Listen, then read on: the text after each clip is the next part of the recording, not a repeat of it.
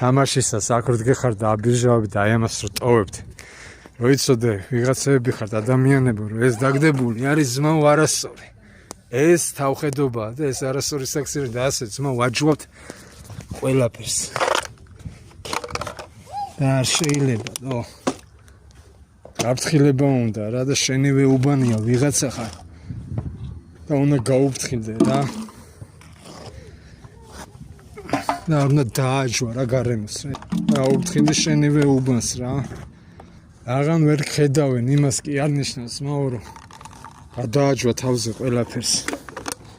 აუფრთხილდი რა. აგერა სანაგვეურნები აიღე და ტენეს სანაგვეურნაში.